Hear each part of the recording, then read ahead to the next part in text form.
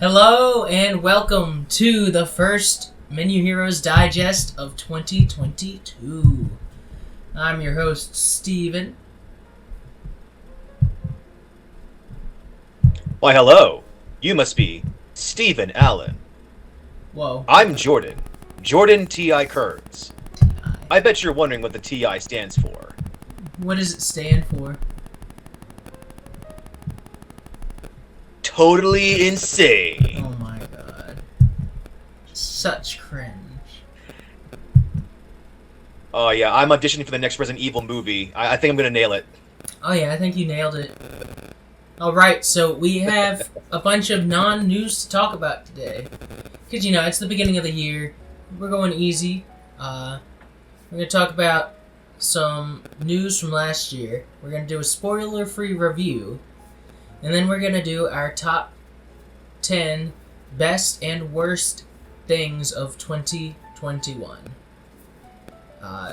Yes. They're mostly game-related. Well, some games, some game-based movies, Now, keep I- it up the theme, with the show. Yeah, I will tell you that Spider-Man No Way Home is not on our list because that would be unfair to the rest of the contenders because it was just such an amazing movie. My god, it was amazing. We were both glowing after seeing it. We didn't see it together, but we both saw it, and if we could do just whatever, not game related, it would absolutely be on the list. Oh, yeah. Also, Venom 2 would be on the worst list. I guarantee you it would be on there. Really? You didn't like it? Yeah, it's like, on first watch, I thought it was okay, and then after a while I had to think, no, wait, this is terrible. No. It's just one of those, after thinking more and more about it, and I will say it's slightly better than the first Venom movie, but not by much. It's almost like Batman and Robin level of camp. Oh my god. And cringe, it just, it has gone down. On my second viewing. Alright, so let's go ahead and start with we're talking about movies. Let's start with movies. Movies. The bitches. Alright, so come with me, if you will, to 2010. 12 years ago. What a magical year. Not really. There was a live-action Mega Man movie made.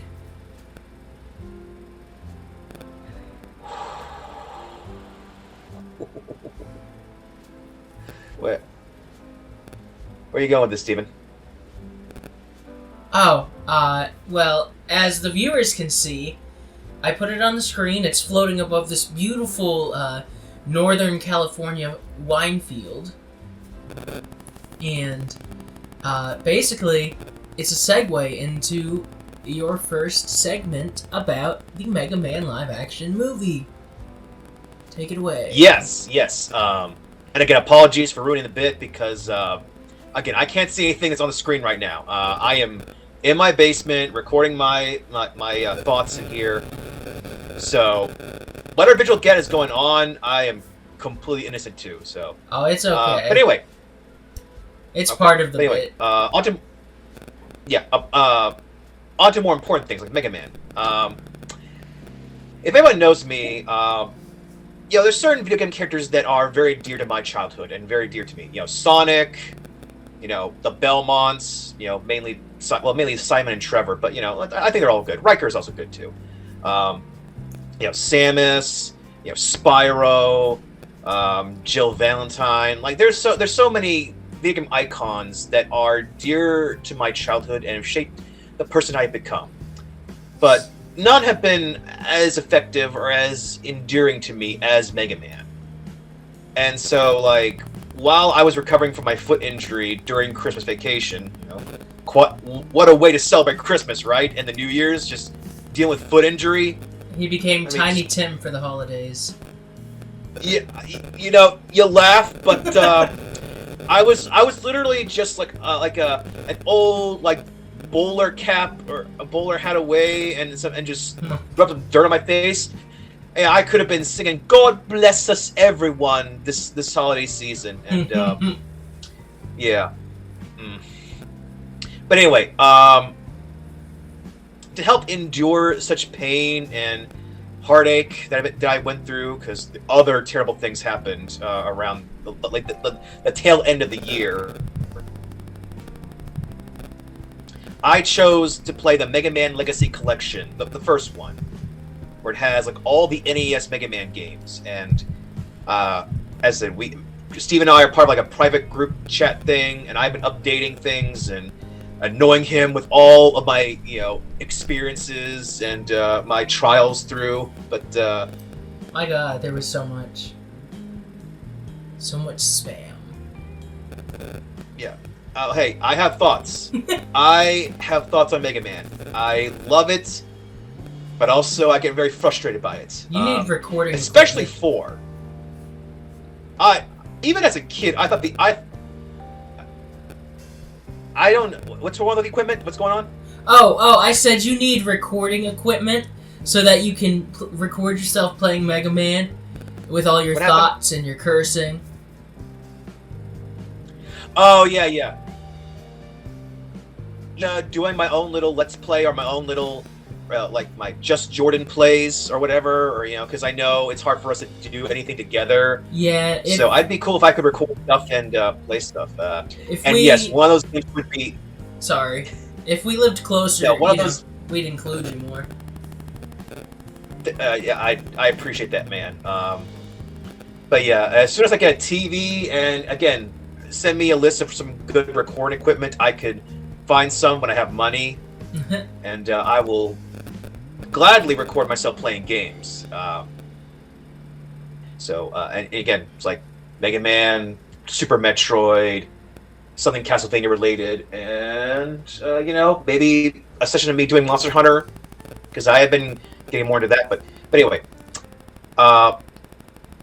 Mega Man is a character I really care about. I think there's stuff you can do into like either a movie or a series. I mean, I personally think a series is a better bet for video game adaptations, because there's been greater success from doing a game into a show than a game into a movie. We've gotten Detective Pikachu, we've gotten Sonic the Hedgehog, so I've given me hope, but there's a subscription of catalogs of terrible adaptations from game to movie. And, I am praying to all gods in existence that this Mega Man movie does not become one of those bad adaptations, but you never know, dude. You just never know. You never know. Any particular version of any particular timeline or series of Mega Man games you like? Well, I've played through a few of the original ones. I haven't played through all of them because I'd get frustrated and so I'd stop. I never really got into Mega Man X, although I know a lot of people like it.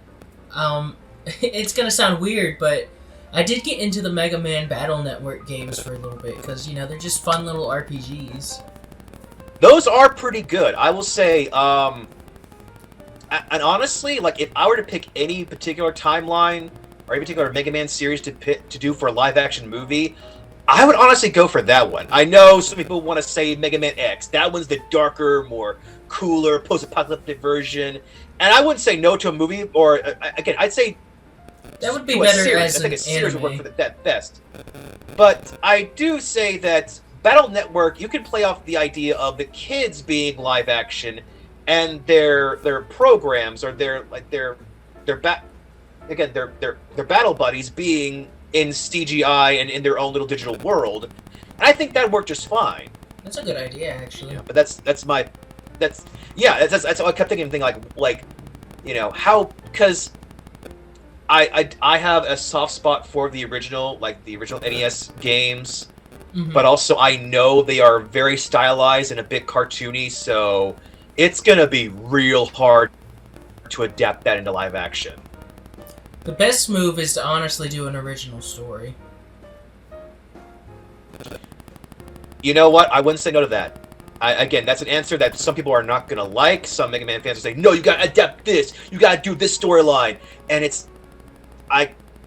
trust me, I have seen some people try to be faithful to certain source materials. It does not always work.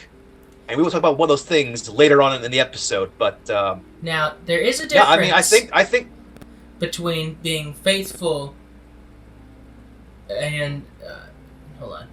There's a difference between doing an original story that's unfaithful and doing an original story that is faithful. Like the Super Mario Brothers movie was an original story that was not faithful to the source material, which, to be fair, there wasn't a whole lot to go off of, but still, it was terrible. Yeah.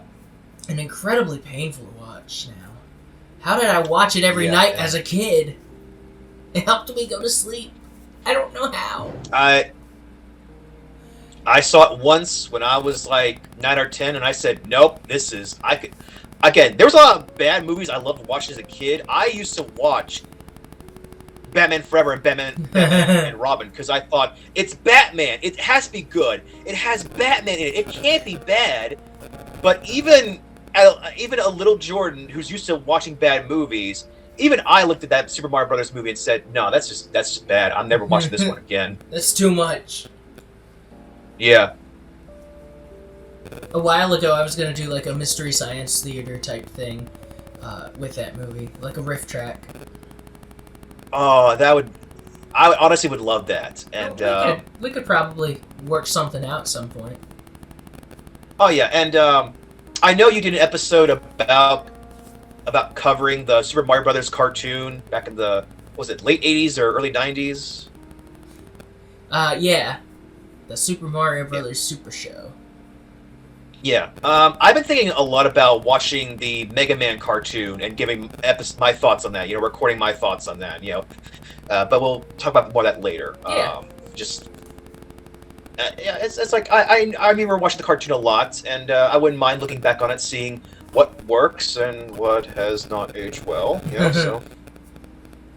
I'm in too deep in this franchise, okay? I love this Mega Man franchise so much, and... Deep dive Mega Man? Yeah, I'll do it.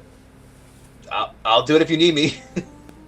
No, I'm cool with that. I wouldn't mind going into the lore of all the different Mega Man. Well, maybe not all of them, but when I have time. Yeah, I get you. All right. Thank you. So, I think next up, you wanted to do a short, spoiler-free review of a movie? Well, I think we'll say that for when we get to our worst of list, because it just... Yeah, I'm telling you right now, it's not good. And, I can't say I was super excited for it, because there have been other movies in this franchise that have really let me down, but there was all that sliver of hope that maybe, with it having a fresh start, it could be good, but, no. And it's weird, because some of the movies are canon, but some of them aren't.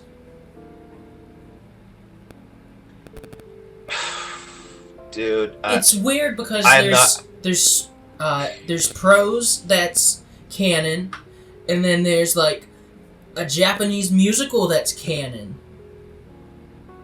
I'm not making this up.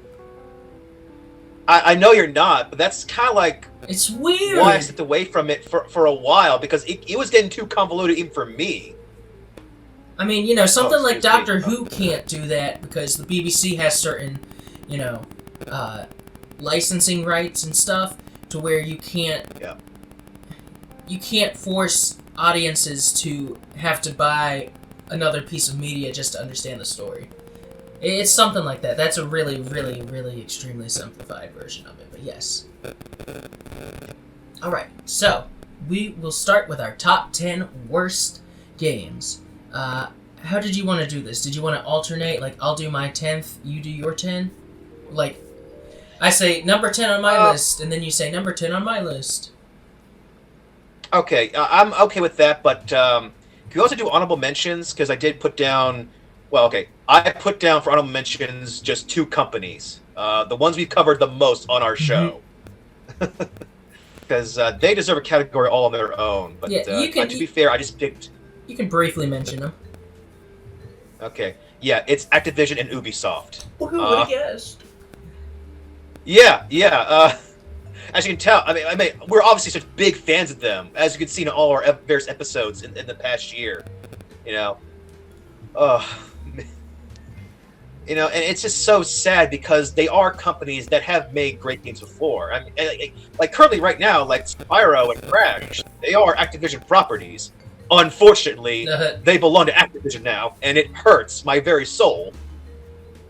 And, one of my favorite games growing up, Beyond Good and Evil, was a Ubisoft game. And also, they had the Prince of Persia games. And but they're not making them anymore, so I don't... and it says, of course, Assassin's Creed. Yes, of course. But unfortunately, that series died out because they kept doing one a year thing, which I am...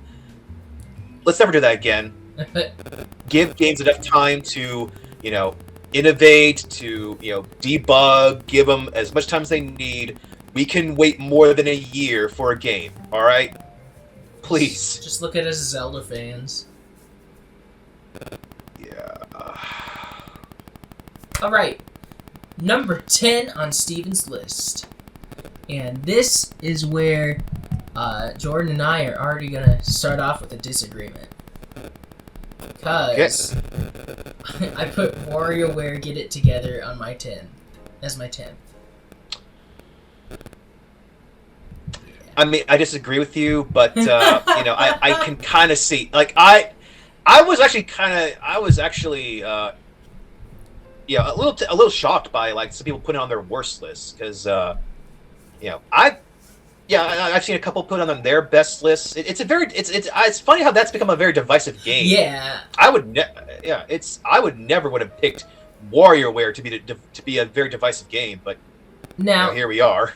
I want to put it out there that just because it's 10th on my list doesn't mean I think it's actually a bad game. It's just it's one of the it's a game I've played some of, and that it's 10th on my list because it's not a bad game, but as someone who has always loved WarioWare, it just feels like it's kind of lacking. It feels more like it's a collection of mini-games. Well, previously made mini-games, and it just doesn't... It doesn't feel like it has enough to justify the launch price, at least. And yes, I realize Mario Party is just a collection of previously released minigames. Mm-hmm. But like I said, it's not a bad game. It's just, it didn't impress me, I guess. Well, I can understand I can at least agree with you on it's a little overpriced. Because I was waiting for it to come down in price before I finally bought it, but when I did, I really liked it. And it's on sure, a list on here, but I'm sure it'd be higher on my list if I had people to play with locally. Well, I mean, that could be something we could do in the future. I mean, I've got the game here. Maybe I might change your mind. All right, so you want to do your 10? Yes. Jordan's number 10, worst of 2021.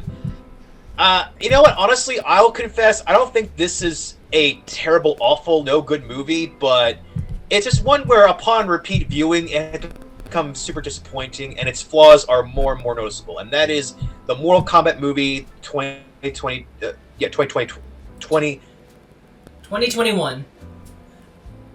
Yes, I am jumping years. This is a weird space-time continuum thing. It must be my Arcana, Steven. Oh, yeah. That whole thing of, people are chosen, are given special Arcana abilities by birth. Again, there's weird things in the Mortal Kombat franchise. There's all kinds of strange, otherworldly, mystical elements, things. But that, out of all of that, the Arcana stuff seems the most unexplained and laziest thing I've seen from this franchise. And some abilities don't really make much sense, But okay, that was just trying to be an easy explanation as to how do all these people have powers, But the biggest problem with this movie is that not only is it not a tournament, even though they keep talking about tournaments, about the entire thing, it's just the guy they chose for as their POV character, which is an original character for the movie, Cole Young, does nothing. He is such a flat, uninteresting main character, and it hurts even more when he's surrounded by much more interesting characters. Liu Kang, somebody that people usually, even Mortal Kombat fans, don't usually care for that much. I mean, obviously he was seen as the quote unquote protagonist of the franchise for a while, but then again later on, it just became people more focused on either, of course, Scorpion or Sub-Zero or other characters like Sonya or Jax or Johnny Cage. But in this movie, Liu Kang is actually pretty charming. He's very charismatic, and mainly the actor who plays him was in that 2017 Power Ranger movie. He was pretty good in that movie too, and he does exude a lot of charisma, and he's really likable. And why not have him be the main character? Why have this guy who doesn't exist in the games, who has a connection to Scorpion, why have him be the main character when he provides nothing new, nothing interesting, apart from literal plot armor? This is, I'm not even kidding, that's his main ability. He literally has golden armor that lets him beat anybody. Oh my god. It's so dumb. And sounds like it. Again, it's like there is good things in this movie. There are things about it that I do enjoy, but unfortunately the bad stuff does really hurt it. And that's why I had to put it on at least number 10 on my list. Just could have been so much better, man. All right, well, number 9 on my list is Pokemon Unite.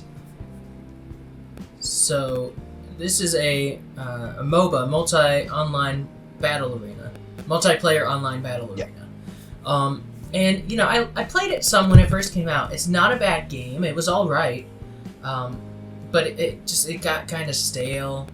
It didn't have a lasting appeal for me, at least. And some of the microtransactions felt kind of predatory. Yeah. Especially because this was a game, marketed towards kids. It felt weird for Pokemon and for Nintendo, because up until now their mobile games that they had been releasing, while they would have some microtransactions, they didn't feel as targeted as this did. Unfortunately, a lot of companies are doing that. I remember a couple of Harry Potter mobile games did that a lot. They would the game would literally pause, and force you to pay money to keep playing right here in the middle of something. It was so predatory and messed up, and it's just I weep for the kids who are getting into games now, because it's all seems to be just microtransactions, loot boxes, and other BS ways for them to just keep paying more money just to complete a level or just to get through a stage. It's insane. It is. It's shameful. Yeah. Although in Unite's defense, the game is, free to play. But, don't target kids. Just don't do that. They're not cool. Yeah, target adults who've already wasted their lives, Yeah. We're the ones with money. A little mean, but But yeah, Pokemon Unite. Woo! Or maybe not so woo. Also, I also got out of the Pokemon community because it just kept getting toxic and toxic. Pokemon cards were impossible to find. Scalpers were having a field day with that. Personal problems with a Pokemon League. With the professor. A lot of internalized stuff on my side. And then that place that I'd go to is closing because the owners are. Well, no, we're not gonna speculate because I don't want to get told it's libel or anything or slander. I don't remember which is verbal, but anyway. Okay. They are closing. Xander is sad about it because he likes going there to play VR. I'm neutral about it because I stopped caring about the place a while ago. But yeah, so let's talk about yours, and while you talk about it, I'm gonna disappear for just a little. Well, no, it's not time. Okay, we'll talk about your thing. Okay. So number 9 of Jordan's Worst of 2021 is another movie. This one I had a little more hope for, or well, I had mixed feelings of, but like, upon repeat viewing, or just like it just keeps getting worse if I think about it. It's Matrix Resurrection. Now, I was there when the first Matrix came out, and also its sequels too. So like, to say like I have witnessed like the revolution, if you will, of movie and special effects and everything, it's not, it means something. And while trying to like make a big new impact and try and change the way how visual effects are done is never an easy feat. Like, doing it once is incredible. Doing it again is an impossible task. Which is why, like, I'm not too angry about the sequels, before this one, to Reloaded and Revolution. Because it was, like, trying to expand more in the mythology and more of the psychology and philosophy of these characters in this world. That being said, I still overall didn't like the third one, Revolution. Thought it was not a great ending. So, when I heard that at least one of the Wachowski sisters were coming back to do this, and that they were going to get Keanu Reeves and Carrie-Anne Moss, that I thought, okay, maybe they have an interesting idea of where this can go. And there is an idea, but I don't think they execute it quite well. Alright, and now some people might be asking, like, I don't know if Matrix really counts as video game related or not. Well, if you've seen the movie, in the very beginning they explain that Tom Anderson believes, or some way in the Matrix, has like convinced him that he is a celebrated, award-winning video game developer, and he created the Matrix trilogy as a series of games. And, he's trying to branch out and do other things, but the company that's owned by Warner Brothers, and they do say Warner Brothers in the movie, saying, hey, those great games you made back in the day? We want to make you make a fourth one. And, he's trying to say, like, I don't have any more ideas, I don't want to do it again. It's over. And he said, well, we're going to do it with or without you. So you might as well just do it right now, so you can get a check, and also our contract for the company doesn't get evicted or, revoked or whatever. So, good luck. Hope you bring out a banger. And, yeah. As you can tell, there's a lot of meta stuff. There is plenty of like clips and images from the previous 3 movies brought back up into this. Now, originally it was done in a way to where, Tom Anderson is like slowly remembering things from his life when he was Neo and in the 3 movies. So I wasn't bothered by it too much. But then again, they kept showing images and clips where he wasn't there, where other characters were doing things without him. So it's like, how does he remember that? Or how does he know bits and pieces about that?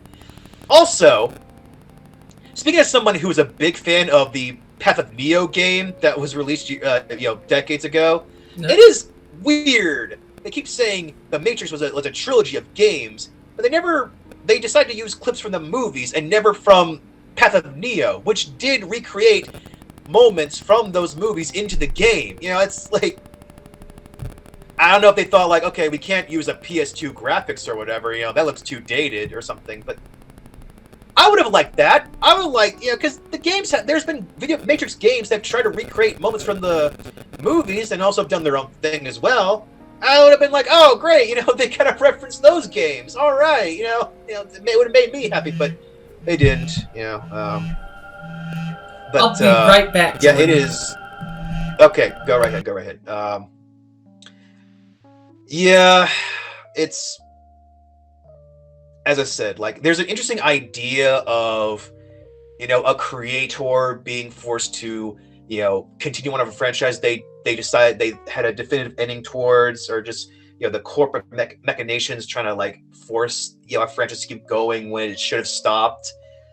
But ultimately speaking, it ends up doing a thing it warns people not to do. It keeps rehashing ideas and themes and moments from the previous movies, and it doesn't offer too much else beside that. And like, I know there was probably warnings that, well, only one of the Wachowski sisters was coming back, and also, like, the last few movies they made weren't all that great. I mean, Sense8 was good. I did enjoy the Sense8 series that was on Netflix, but as I said, like, there were several warnings that this movie probably was not going to live up to expectations, and it didn't. Though still, I overall liked the Unreal 5 demo they did for Matrix. Hopefully that means they'll do a Matrix game, but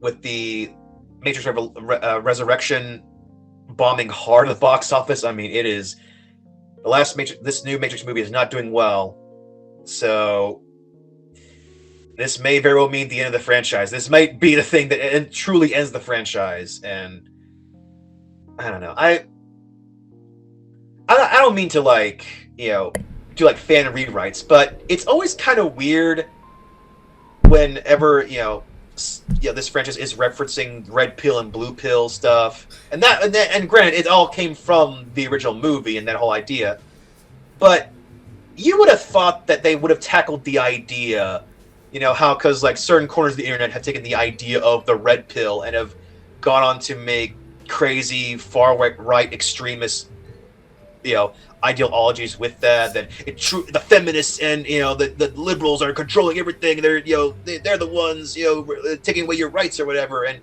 again, it's believe me, I always felt like if we controlled everything, we'd have affordable health care.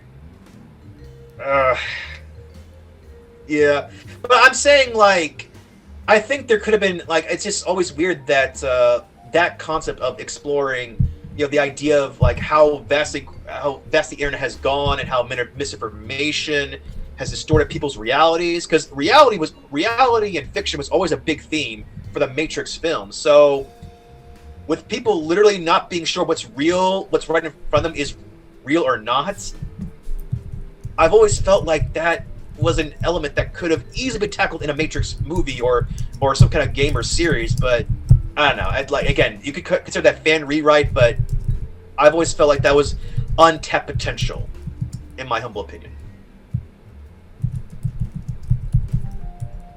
I have not watched The Matrix.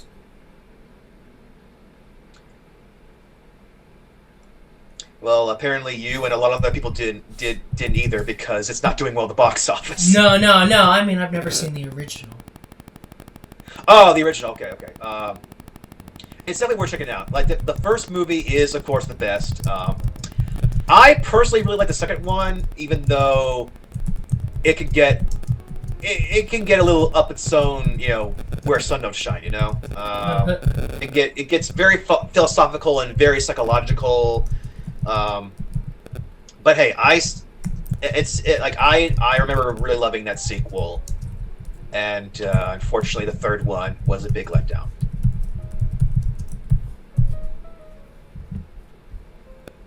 All right.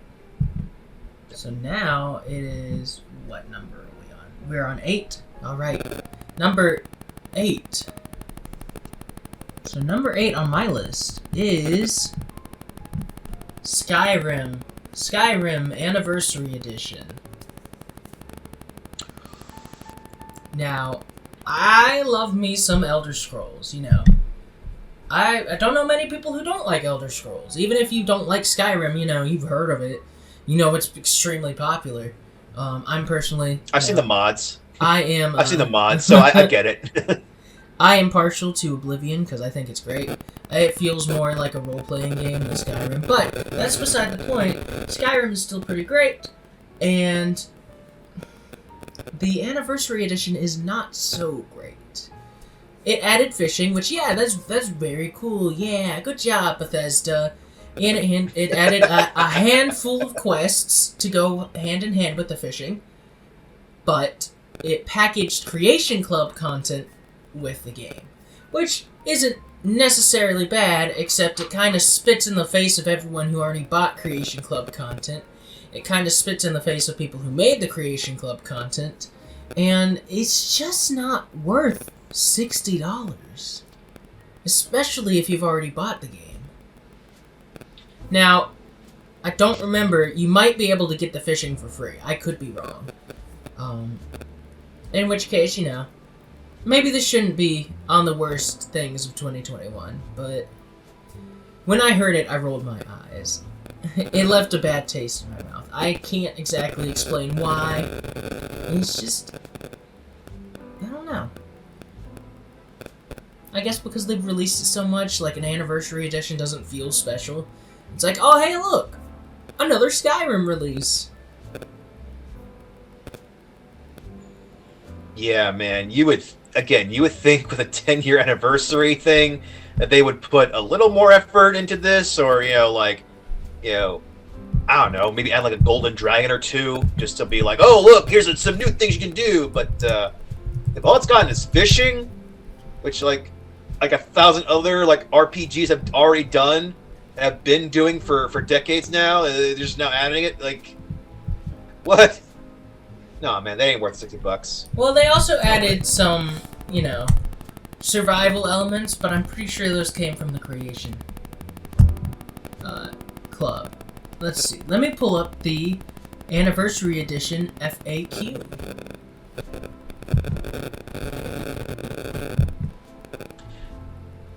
Now, the Creation Club thing does remind me of what Activision did when they did their Reforged edition of Warcraft 3.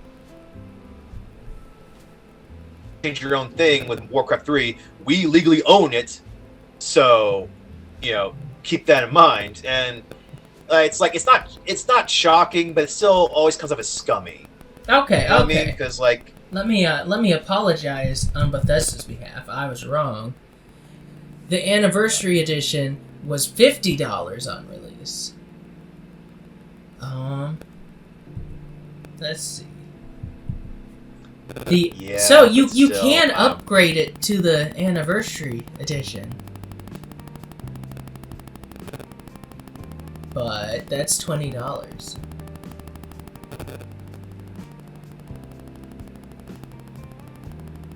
So it doesn't even look like Bethesda added like anything of their own, because Creation Club content was made with people who partnered with Bethesda, not by Bethesda themselves. And so, yeah. How much is? Yeah, this sounds like a big old ripoff to me.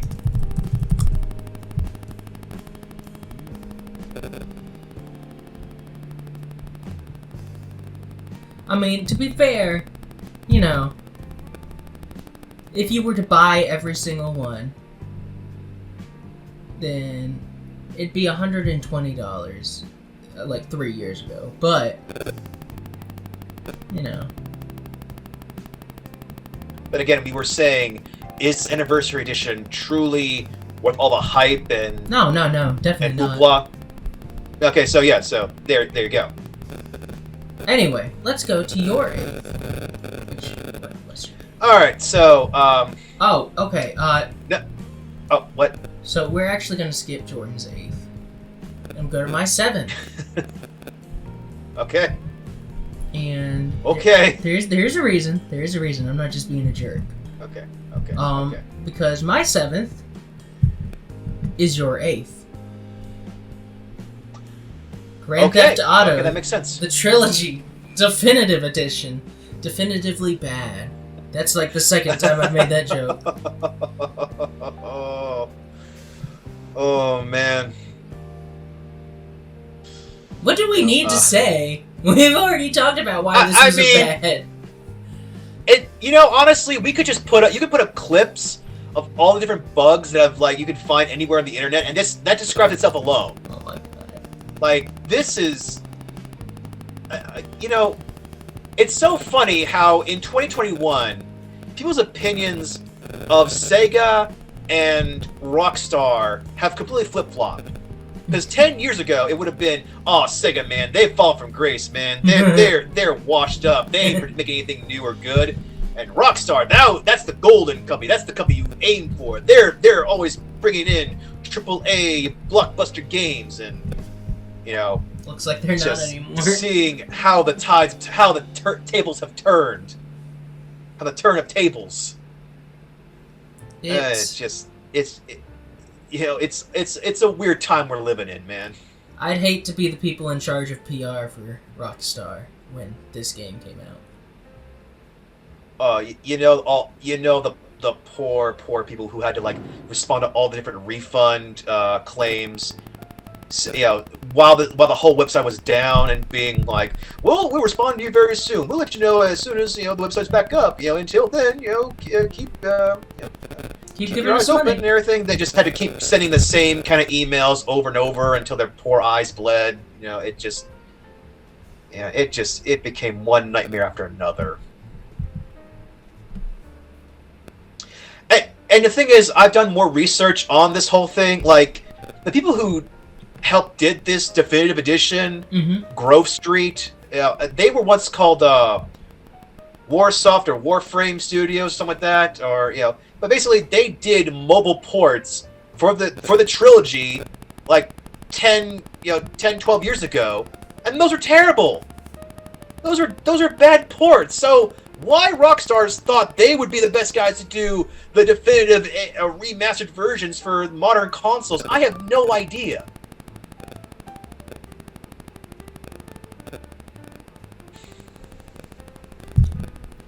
Yeah, I don't know. Yeah. Alright, so let's go to Jordan's 7th. Yes, so yeah, number 8 was Grand Theft Auto, the Trilogy Definitive Edition. Number 7, and again, this is not more safe, but number 7 hits more closer to home, is why I picked it, and that is Taxi Chaos. I describe myself as born as a Sega kid. In the 90s, I was all about the Genesis, and later the Dreamcast. I didn't play the Sega Saturn, I completely skipped over that, because I didn't have a whole lot of money, and nothing really on there impressed. Yet Dreamcast, they had so many great classics. Of course, Sonic Adventure, Ready to Rumble, Panzer Dragoon Saga. Was there a Resident? No, and of course, Crazy Taxi. That was super fun. What were you asking? Were you asking if there was a Resident Evil on Dreamcast? I was going to ask that. Yes, there are. Okay. So honestly, I have a very hard time because there was a period where I had both the Dreamcast and the PlayStation 1. So I'm kind of like, wait, did I play that on the Dreamcast or did I play that on the PS1? It's like I was trying to remember, but yeah, no, Crazy Taxi was a Dreamcast game, and it was a super fun racing game. And I'm not the best at racing games. If you were to ever see me in Mario Kart, I am not the best at racing. But Crazy Taxi was, again, this fun, innovative, just wacky racer that I not only did I spend a lot of time at home, but if there was ever an arcade system or arcade cabinet available at a store, at an arcade, or I remember a movie theater once had Crazy Taxi just on its lobby, and I was like, I gotta play this, and yeah, I had high hopes that franchise might come back one day and then go back to its good old crazy glory. But it didn't. This game gets old real fast. It's nowhere near as funny. It's nowhere near as fun. And it just... It's like... And again, it's like I don't have a whole lot of time to play games, you know? Yeah. There's so many old games. There's so many games that came out a couple years ago that I'm still catching up to. So, like, when I just finally said, oh, here's a game that's like Crazy Taxi, I'll play that, and then just have it be nowhere near as good as Crazy Taxi, and just downright insulting. I feel insulted by this game. How dare you give me hope that I'm going to relive my childhood, you know? That's why I put it higher than Grand Theft Auto, the Trinity Definitive whatever. Yeah. You know, it hit even closer to home for me. Nostalgia. Yeah, it's a blessing and a curse.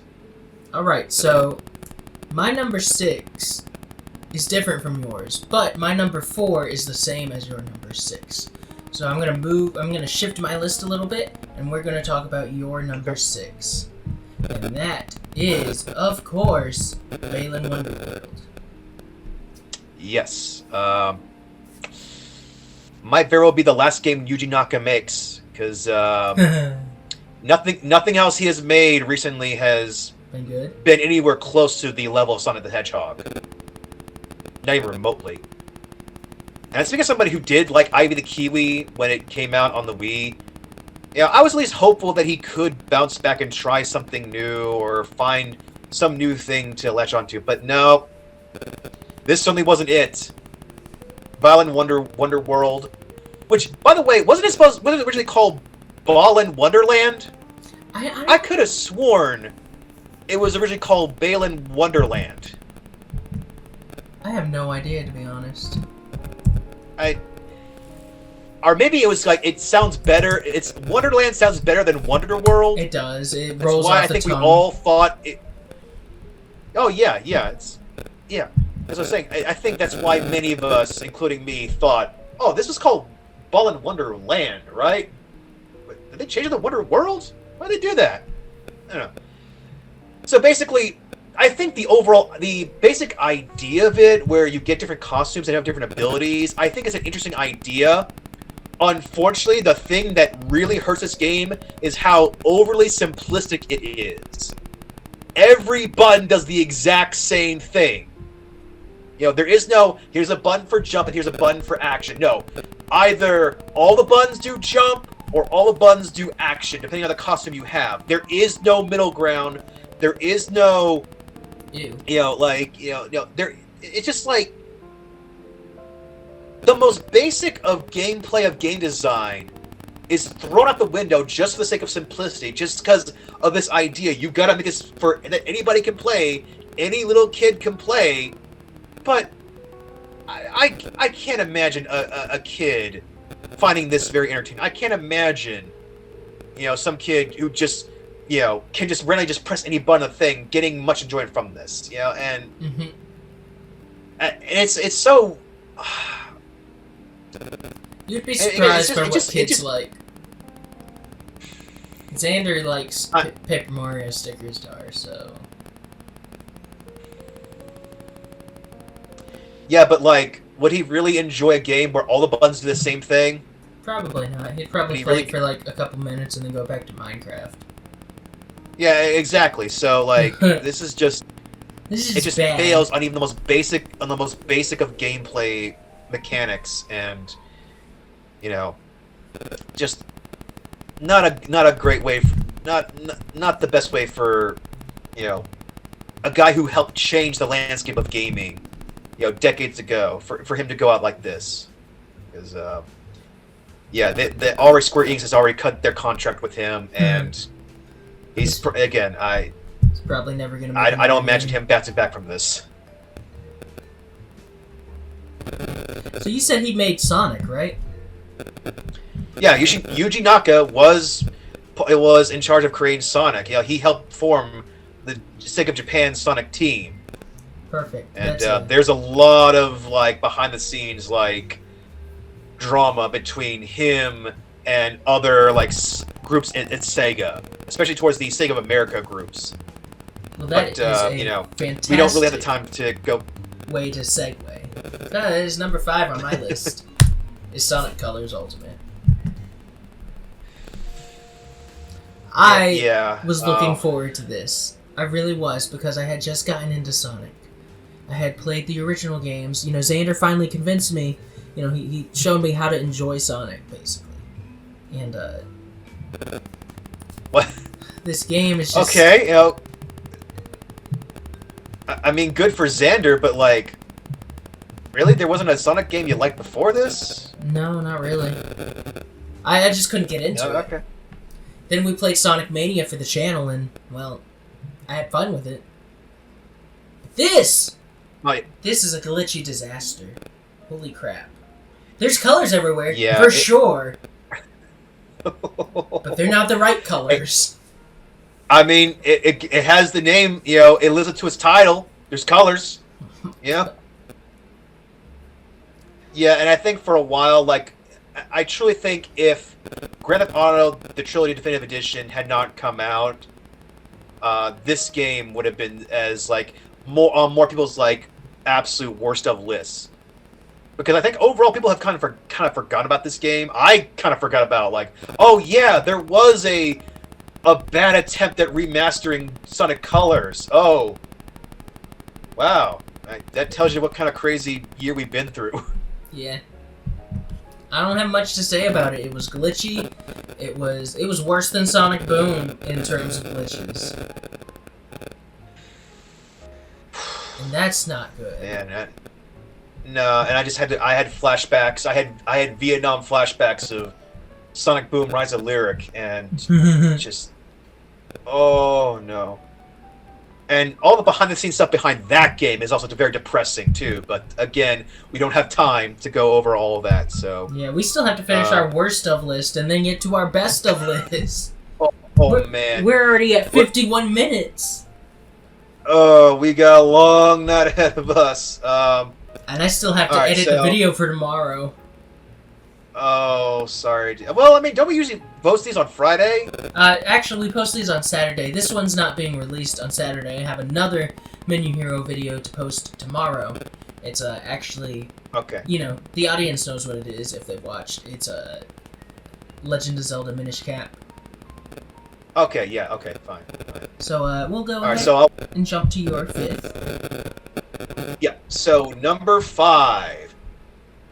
Tai Shogun, Rise of Emperor, or Rise of the Emperor, whatever. It's, you know, I have a soft spot for games about ninjas and samurai. You know, actually, the one, like, old school Capcom game that I just discovered, Onimusha. Yeah, I've been looking up more into that, and that'd be a fun thing to look into. And it'd be cool if that was ever got a remake, because same guys who made Resident Evil made Onimusha, the Onimusha series. So, Capcom? So, like. Yeah, Capcom, and also I think the same creator of Resident Evil did make Onimusha. Because basically the mechanics of Onimusha is similar to Resident Evil, but obviously a little better, and it's like set in like warring state Japan, or feuding state Japan, with like samurai and like onis and demons and everything. It's pretty cool. I've really gotten that. But Tai Shogun Rise of Emperor tries to be like so many games like Onimusha, but absolutely fails. The backgrounds are non-existent. The movement is awful. The designs are... There's barely any designs. Everything feels so flat. Everything feels so jointed. This feels like a game that should have came out in 2003. Alongside Drake of the 99 Dragons. Yeah. No, if you had told me the same people, Majesco, had made this game, I would have believed you. You know, this is absolute amateur. This is embarrassingly bad. And, you know, it's just... It actually, again, there's only like a couple people who even mentioned this on their worst of lists. And yes, I know I've been mentioning that a lot. I want to look at them some of the best of worst of lists just to compare, or just like look at, did I forget something? Well, you know, I almost forgot about Tai Shogun. But no, I have to remind the people that game is bad, and you should feel bad. Yeah, if you played it, you should feel bad. Don't give these people money. Didn't you play it? Oh wait, who's a couple? I did, yes. You should feel bad. Yeah, I feel bad. I feel bad I got suckered into playing Taxi Chaos and this game. Oh. That I feel ripped off. Yeah. All right. I'm not the kind of person who tries to call out people or anything, but I gotta find out the creators of this game or the company that made this. LGS Productions, shame on you. Shame on you. It's terrible. Alright. Number 4. This one might be controversial. Pokemon Brilliant Diamond and Shining Pearl. From the moment I don't feel too bad about it. The moment I saw these remakes, I hated them. They look terrible. They're not well done. They're glitchy. You know, Game Freak has never... Their strong suit has never been game testing. You know, quality control. They've always had issues. Always. Yeah. They always will. It's Game Freak. But this wasn't handled by Game Freak. Game Freak handed this off to some company that helped them with Pokemon Home, which wasn't a game. They just, you know, it's basically Pokemon Bank 2.0. Not only does this game look terrible, it doesn't add anything to the series. And Let's Go was such a good remake. I know people don't like it because of the Pokemon Go mechanics, but it's a gorgeous game. And I keep harping on the graphics. I know graphics aren't everything, but this is a remake of a DS game. And it's like they copied and pasted it. But somewhere along the line, they made it look worse. And I guess it bothers me so much because Diamond and Pearl, they weren't my first games. Or, you know, weren't my first Pokemon. My first was Fire Red. But, you know, they were influential Pokemon games when I was younger. And, you know, I was looking forward to a Gen 4 remake that was similar to the Gen 3 remakes we got for the 3DS, which were so good. Yeah. Yeah. I was gonna say, like, well, Gen 4, that's the one gen I haven't played, except for maybe like Heart Gold and Soul Silver, because those are remakes of Gen 2 games. I love those remakes. That's a good remake. The Omega Ruby Alpha Sapphire remakes are great. You know, again, it's like, even though I kind of fell out of Pokemon for a while after Gen 3, not saying it was bad, but I felt kind of tired and like worn out for the whole franchise for a while. But again, seeing how well they updated and like made some great improvements to Gen 3 with Omega Ruby Alpha Sapphire, you know, yeah, you would think with how much people love Diamond, Pearl, and Platinum, that they would take an opportunity to really up the stakes and deliver on something grand, especially for it's supposed to be a console released Pokemon game. But we've already seen the console released Pokemon game that they've done, and how disappointing that went. Are you talking about Sword and Shield? Yeah. I didn't. Yeah, It's okay, but you know, it can be better. Well, it's just like It can be a lot better. It feels like, okay. Here's it feels like, empty. I'm not saying Sword and Shield is terrible. I'm not saying that. I'm saying that it could have easily had been a 3DS game.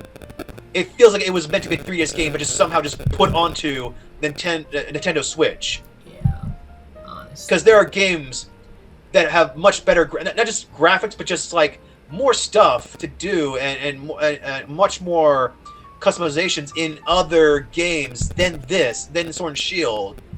And while I was trying to defend it, trying to say, "Oh, come on, graphics aren't all the most important thing," but it feels so rushed. It feels weird that they don't have a day-night system. I get it's kind of for accessibility, but I don't like it. It doesn't make sense why they removed it. I never understood that. And you know, one of the reasons they gave BDSP off to another company was because they were working on Legends Arceus. But I'm not so sure it's gonna be a great game. I have high hopes for it. I'm still gonna buy it and maybe play it, but I'll wait till reviews come out. Yeah. Because again, I I will not. Again, I'm a patient man. I will wait until the reception comes out and see how it goes. But I do hope it turns out well. Hey, I do love Pokemon. I've always loved Pokemon. You know, and I think what this Arceus game could be, I think could be a slam dunk if they stick the landing. If it's finished, if it like really provides on the open world aspect of it, I think it can be a Pokemon game a lot of fans have been waiting for. I actually heard it's gonna be somewhat like Monster Hunter, so not true open world, but you know, areas you can explore. I can live with that. It's gonna be a deviation from the Pokemon norm, and that's enough for me. Yeah, I'll accept that. All right, let's keep going because we're running out of time. I get you. Sorry. Oh, all right, so number 4 of Jordan's worst of 2021, Werewolf: The Apocalypse Earthblood. I was wondering when that was gonna Werewolf. pop up. Werewolf is a really good tabletop game. I played it once at a convention. I've been trying to maybe find time for you and I, or maybe we can get a little group to do that as well. It's a really fun game, and it's always seemed like that would make for a pretty good RPG. Well, this company has proven me so wrong because it is so bare bone. It is so lackluster. It is doing nothing new and exciting. And with there being better, again, it's like there are so many better RPGs out there, and not even just that. It offers no suspense. It offers no excitement, and it's a game about werewolves. How do you screw that up? Well, Nacon, Big Ben Interactive, they found a way, and that alone has made me so mad. Like that really hurts. So I had to put that high on my list. All right. So my next 3 are. They're not games. They're not movies. Number 3 is more of a concept, a trend, if you will. NFTs and gaming. If it wasn't for some other contenders, this would be number 1 on the list. But there's other things that were worse than NFTs and gaming. But NFTs and yes, believe me, there are. But my God, NFTs, I still think they have some potential in the future. I don't think they're there right now. They've become like the alternate skins in Smash Brothers. You know, it's printing money, but it's, you know, you don't even own the image. You own a link to the image, and the image could be changed at any time. And then it's like, oops, you're out of luck. Yeah. And those people, and the same people will get mad if you try and right-click and copy their image. You know, it's like, if you're gonna change it anyway, then what's the point? You know, why are you getting mad? But yeah, so stupid. It's just. But this happens with a lot of new technologies. You know, people hop on trends, and they're stupid with it.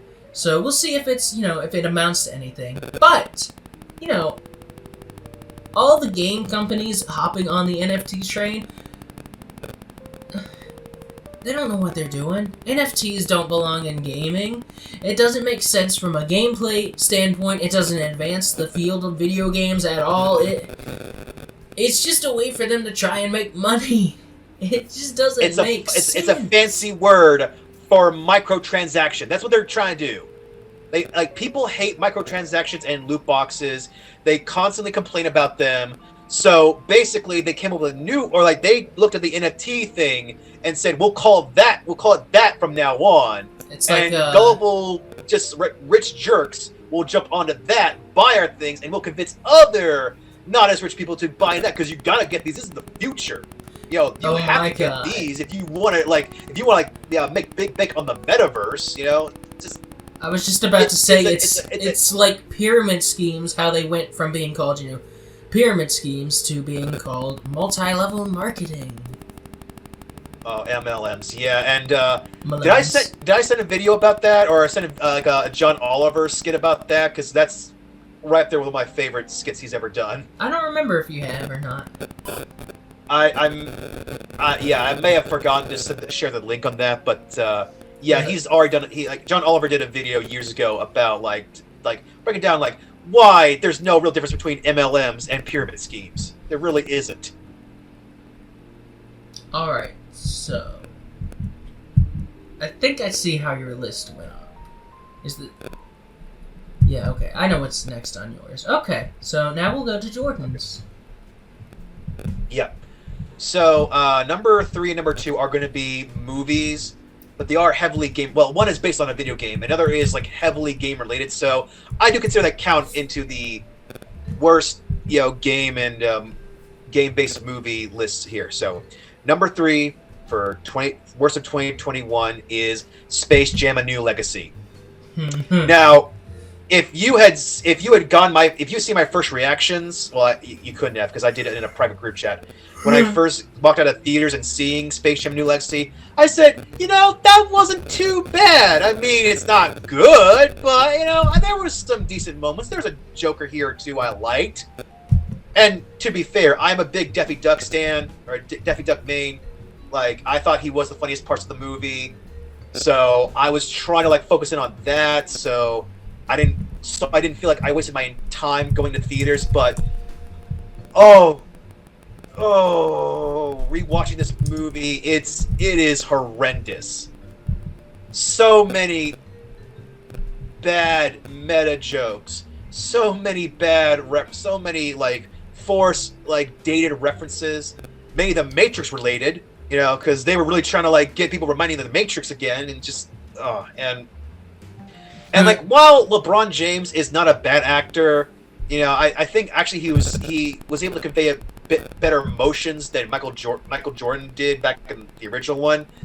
Ultimately speaking, there's really I just feel like everything feels so corporate and just feels like I know the first movie is a commercial for the NBA and for all the products that Michael Jordan was promoting and everything, but somehow it feels even worse for this movie because it's purely here's a commercial for all the movies on our HBO Max service. Here's all these movies with now Looney Tunes characters inserted into them, and it's Looney Tunes, when they did meta and they did fourth wall breaking jokes, they used to really land. They used to really nail it, or did so much better than this. Or maybe because it was back then, it was newer, or wasn't happening as often. But now it's all been done before. It's all retrends or just lazy retrends of jokes done years ago. And this movie, I regret ever saying anything nice about this movie. Because it has soured. This one was like a warhead that just went right in my mouth, and it took me a few months for the effects to really kick in. It's no, this is terrible. What was I thinking? Yeah. How embarrassing. Yeah. All right. So, next up, we've got an honorable mention, but this time unhonorably mentioned. Oh yeah. Ubisoft. Hey, that was on my unhonorable mentions. Ubisoft was number 2 on my worst of 2021, and we've covered them before, but I lost a lot of respect for them because it seems like they value, for instance, their Canadian employees more than they value anyone else. The employees that can speak French, they're higher up on their list. And I get that business is conducted in a primary language a lot of the time, and so it helps to have people who speak that language, but it's not right to value someone over someone else like that. But it's more than just that. It's mostly the sexual assault scandals that plague them, and the poor working conditions. And we've covered all this before, so I'm not going into a long thing about it because, like I said, we're running out of time. But yeah, I was gonna say, if you'd like to know more about this information, check out our previous episodes of Menu Heroes Digest. Yeah. But no, sexual harassment is not a funny matter. So, screw you, Ubisoft, and all your other companies out there. We know we're coming for you. We're on to you. We're keeping our eye on you. All right. So, number 2 on Jordan's list. Yeah, if you couldn't tell, we were talking about earlier with our, this franchise that's had had some great starts, but also some rocking things here and there, and had a movie just came out that I most certainly was not a fan of. It's Resident Evil. Ooh. It's Resident Evil. Welcome to Raccoon City. Growing up in the 2000s, I thought the first Resident Evil movie by Paul W.S. Anderson was okay, not faithful to the game, but it was its own weird thing. It was having more action than horror, but hey, the action was pretty good. The sequels afterwards were pretty bad. I didn't watch anything after 4. I think Resident Evil Afterlife was the last one I saw. That one I thought was absolutely terrible, and I've heard that the other two, the 5th and 6th one, were even worse. So I went into this movie to Welcome to Raccoon City thinking, okay, I'm not sure if this movie's gonna be good or not, but it can't be any worse than those other movies, right? Okay. Steven,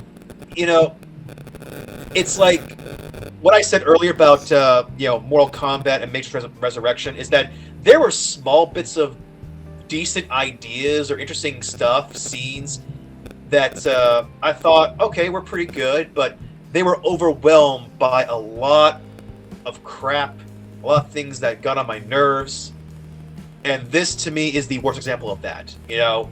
Yes, it's nice to see the characters from the games in here, but they don't act like they do in the games.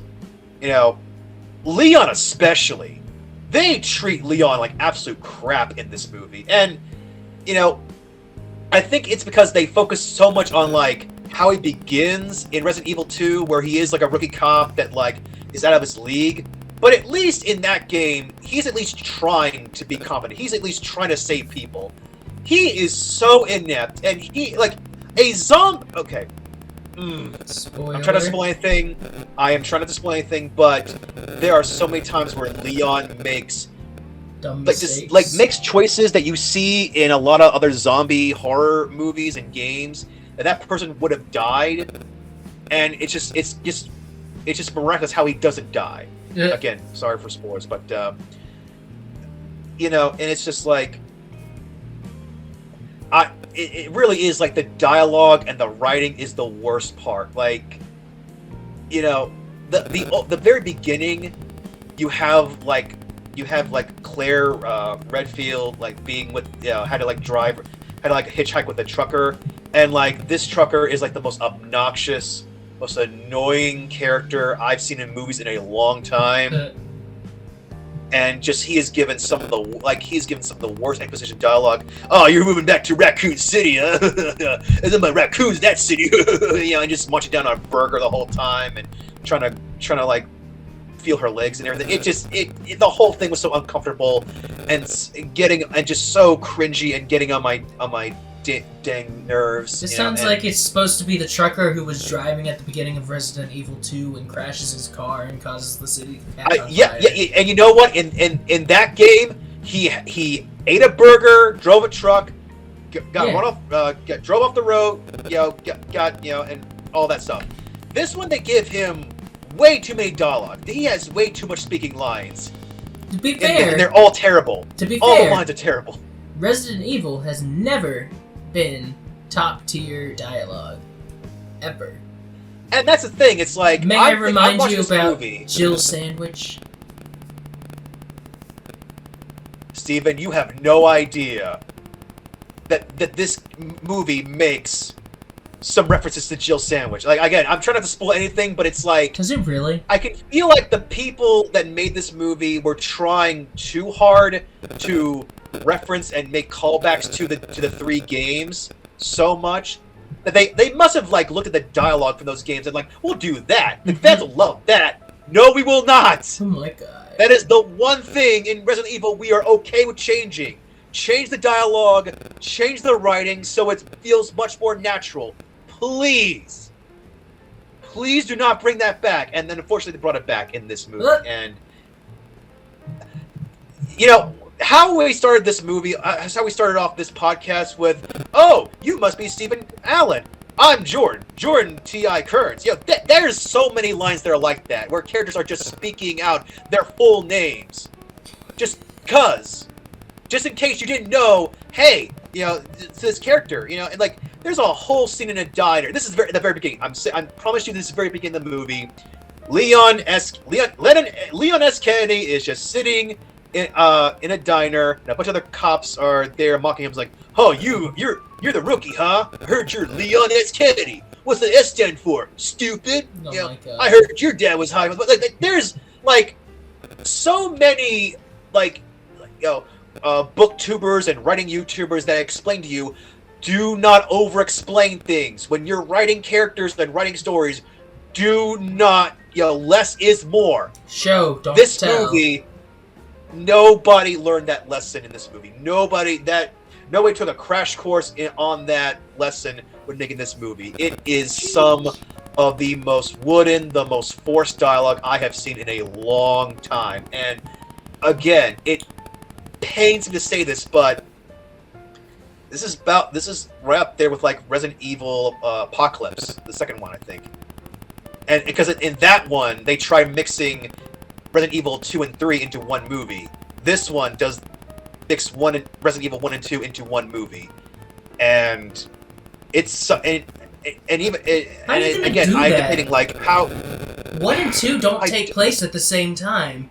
At least 2 and 3, 3 takes place a bit before 2, and then halfway through the game it takes place at the same time as 2. Like, what? Because I think it either must be they don't really. I must be like they didn't think that a movie about the mansion was good enough. Even though there's been movies that are all about an isolated location where people are surviving, like The Raid: Redemption. That movie's all about an apartment complex of people trying to survive and not get killed and everything. That could have been, if you could add zombies to that movie, that could have been a Resident Evil movie. So no, I don't. So like, there is no excuse why they couldn't just do a movie all about the mansion, and just say the sequel for like the police department and a little bit of Raccoon City. It just. All right, we gotta move forward. This movie is so incompetent, and again, if I'm begging to watch, if I'd rather see those Paul W.S. Anderson movies before seeing this, you have a problem. You've really messed up. All right, so talking about problems. My number 1 is Blizzard. Yep. Blizzard, it's basically the same thing with Ubisoft. A frat boy campus style work environment, sexual assault, and just incompetent leaders. We've covered this all before. There's really no point in taking up more of your time talking about it, so let's just go to Jordan's number 1. We're not going to say the full name because I don't want to risk getting an adult warning or whatever, but it's called Hen versus Evil. I was going to say H versus Evil. I was going to say that because I was worried if I could put it on there, but well, okay, the real number 1 I would have put is COVID and hepatitis A and all kinds of sicknesses that have plagued my family this year, because that has truly been the worst thing in my life this whole year. But if I have to pick a game or something in order to, that I think best, it doesn't go to that level, but like that closely gets to that level of awfulness, it is H versus Evil. I mean, we could just talk about COVID if you want.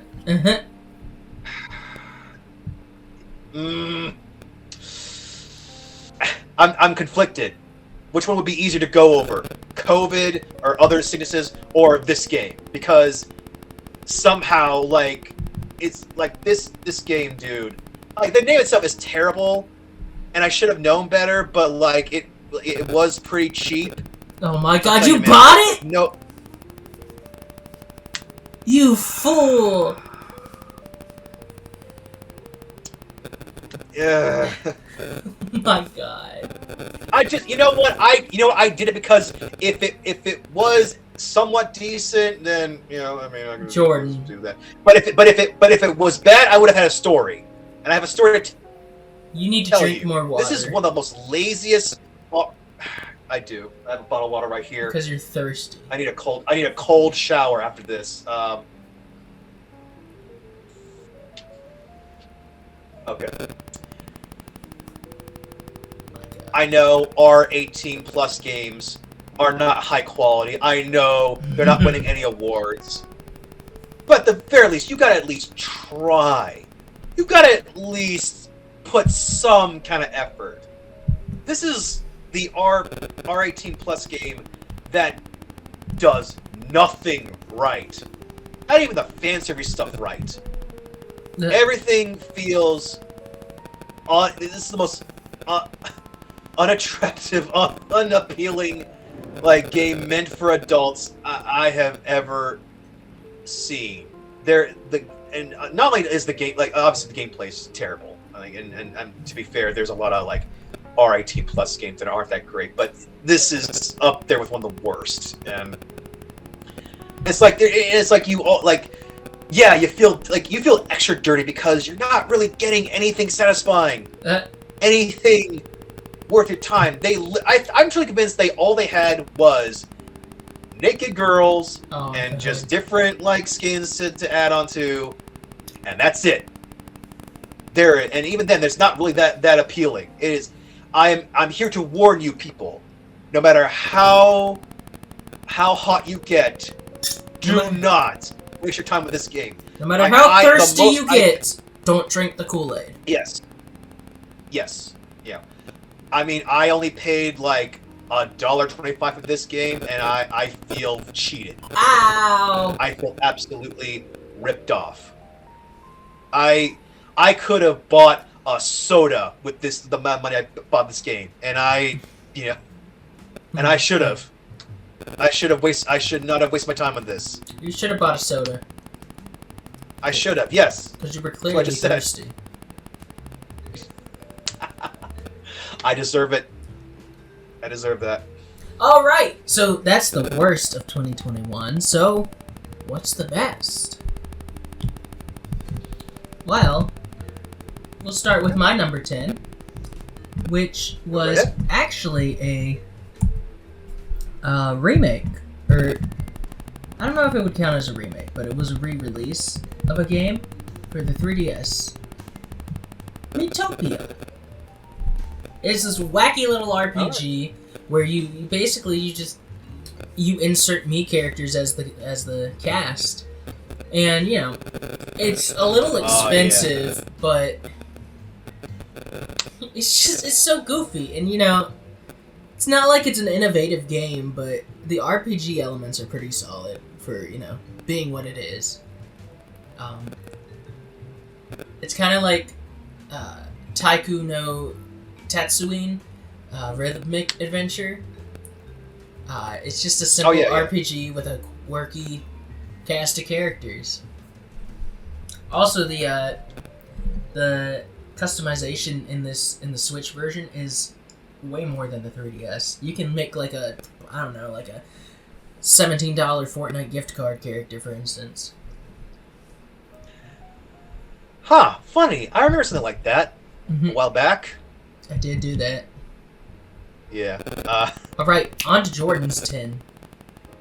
Okay, I do want to bring up my honorable mentions, because I kept thinking, should I put this on the list or not? And I do want to talk about it, because I love me some Castlevania. Alright, try to be brief, about though. it plenty of times.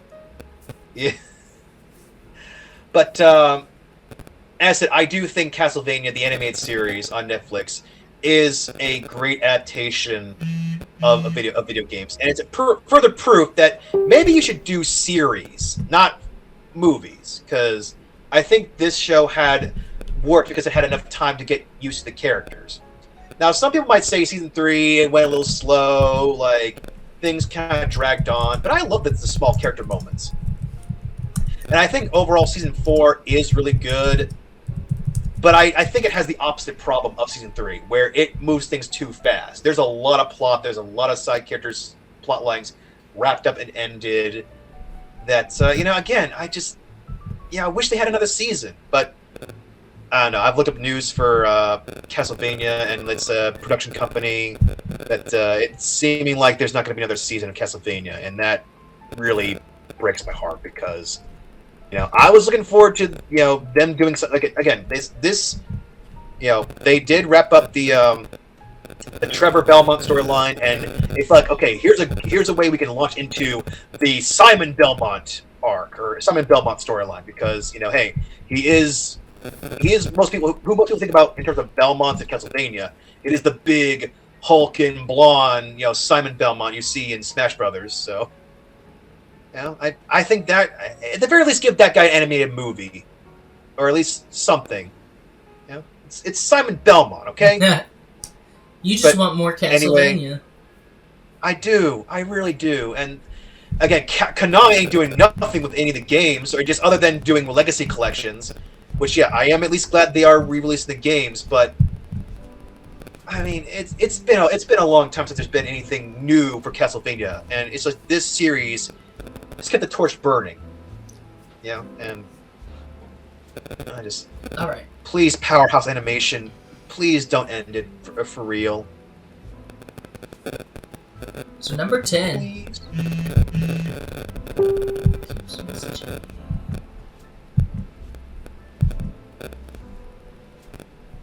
Oh, you're number 10 or my number 10? Your number 10. Or was that I your apologize. Okay. No, it wasn't. That was honorable mentions. So number 10 for real is okay. Admittedly, it's a game I haven't played yet, but I've seen a lot of compilations. I've seen a lot of Let's Plays on, and something I hope to play very soon. It's It Takes Two. Yes, the big game that won Game of the Year, the awards and everything, and super cute and all that stuff. And you know what? I am enwrapped in its charm. I am enwrapped in how diverse all the different levels are, and the sort of the whimsy of it, but also not being afraid to go a little dark here and there. This game has some surprises, and I do hope to play this game very soon. Maybe you and I can play it sometime. Maybe. Maybe. Yeah, but I think. As I said, even though, yes, I have not played the game myself, I have seen a lot of playthroughs and Let's Plays on it that it does warm my heart seeing it and seeing other people's reactions toward it. So I do at least have to give it some spot on here. So at the very least, it'll be on my number 10. All right. So number 9 for me is new Pokemon Snap. So this was the first, Pokemon Snap game I actually played. It's really cute. It's a fun puzzle game, and actually made me a fan of Bidoof. Convinced me that Bidoof is actually cute. You get to see, I've never had a problem with Bidoof. You get to see Pokemon in their natural habitat. It's just it's really interesting. Oh yeah. Yeah, that's what made the first Pokemon Snap so much fun, and I am happy it came back. I just unfortunately haven't had time to play that one. Hopefully I will in the future. Alright. Your number 9. Okay, I know on the list I had number 9 as Animal Crossing New Horizon, but I decided to put that a level up. And yes, I know it's a 2010 game. 2020 game, not a 2021 game. But it's there was a DLC and plus that's the game I played the most out of anyone. So okay, so number 8 is WarioWare Get It Together, and number 9 is Animal Crossing New Horizons. You mean number 9 is WarioWare and number 8 is Animal Crossing? Yes, and I'm sorry I changed it at the last minute, but it's just I will admit that the price range is a bit much. But I still really enjoyed WarioWare, man. I had a really fun time, maybe because I miss it so much, but I think it delivered what it was planning to be. I think the idea of Wario, he has his game company, and he's about to release a brand new game, but there's bugs and glitches in the game, so he's got to fight back, or get his friends to fight the glitches back and the bugs back, and it's just so funny to be reminded of like all the year we've had of so many glitchy, buggy games that I felt it was kind of nice. It was nice. It was self-aware humor done right, and I appreciate the charm of this game. And you know, that's an interesting point you make. That is basically like a commentary on the state of games. And you know what? It's gone up a little bit in my opinion because you pointed that out. You know, it's clever. I don't know if it was intentional or not, but it's it's clever. It's there. I mean, maybe it was I doubt they were thinking about other games, and I'm sure this, whether or not how long this game was in development, that they they certainly weren't aware of like the cyberpunk stuff, and definitely not the Grand Theft Auto stuff. Definitely not. There have been so many examples of like AAA games coming on launch, even with patches, being absolutely buggy and glitchy and absolutely unplayable. Yeah. So to say a game that tackles that and sees like, hey, this is something that game developers deal with all the time, and this one is like, we're not gonna release this game as being super buggy and glitchy. We're gonna make sure it's ready, it's done, and it's like it's fun as we can make it, And it's like. Again, we, as I mentioned, on the worst of lists, movies and games that have failed to do meta, that fail to do self-referential stuff. This one I think succeeds, and I just put a smile on my face whenever I think about this game, and I'm happy to keep playing more about this. So, it's on your worst of list, it's on my best of list. So, but hey, it was the best of times. It was the worst of times. Hey, sometimes you need a little bit of controversy. Animal Crossing was, was your 8th. Yes. That's pretty funny. Oh my god. So you can't see it, but where I have the Animal Crossing picture located, it lines up like almost perfectly with the clouds in the background. And nice. I'm just losing my mind looking at this. My finger just... I'll screenshot it and send it to you. Please. Anyway, what were you going to say about Animal Crossing? Well, it's just that I am fully well aware it's a 2020 game, not a 2021 game, but it's the game I played the most out of any of these. Like, I got super addicted to my island, my villagers, especially Renee. I stand her forever. And all the fun little events. It was a game I was playing every day. And I know you were trash talking me on one episode of Menu Heroes. I don't really care all that much because I was enjoying it that much. So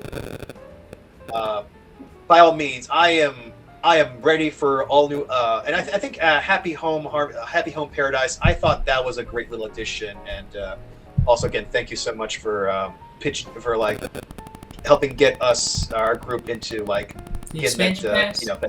Hey, thank you for yes. Thanks for helping offset some of the costs. Oh, no problem. Let me know whenever you do need another $10-$15 for the monthly subscription. It won't be for another year. I get it a year at a time. It saves money that way. Okay, cool. All right. Well, I'm saying I'll pay it. I have no problem with that.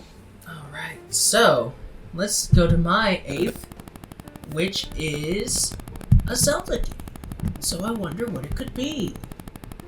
There's only one Zelda game that came out in 2021, and that is Skyward Sword HD. Now, funny enough, one of my complaints about the Pokemon remakes is that they didn't add anything.